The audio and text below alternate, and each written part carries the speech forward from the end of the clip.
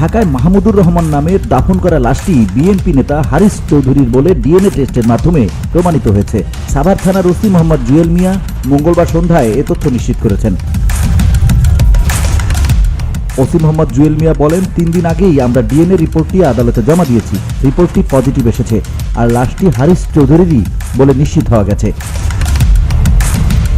DNA রিপোর্টের ব্যাপারে সিআইডির অতিরিক্ত বিশেষ পুলিশ সুপার কামারুন মুনিরা বলেন, বিষয়টি আদালতের, তাই এ ব্যাপারে আমাদের কোনো মন্তব্য করার সুযোগ নেই। আদালতই বিষয়টি নিষ্পত্তি করবেন। হারিস চৌধুরীর মেয়ে সামিরা তানজিন চৌধুরী বলেন, মিডিয়ার মাধ্যমে তিনি বিষয়টি জেনেছেন, তবে এখনও আইনিভাবে কোনো তথ্য উপাত্ত তার কাছে আসেনি।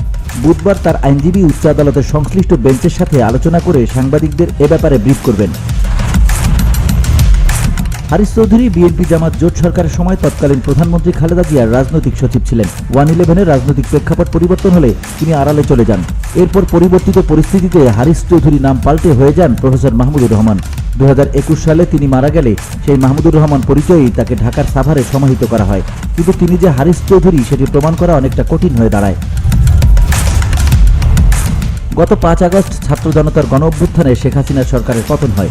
এরপর গত 5 সেপ্টেম্বর বাবার পরিচয় শনাক্তে মেয়ে সামিরা তানজিন চৌধুরী হাইকোর্টে একটি রিট আবেদন করেন।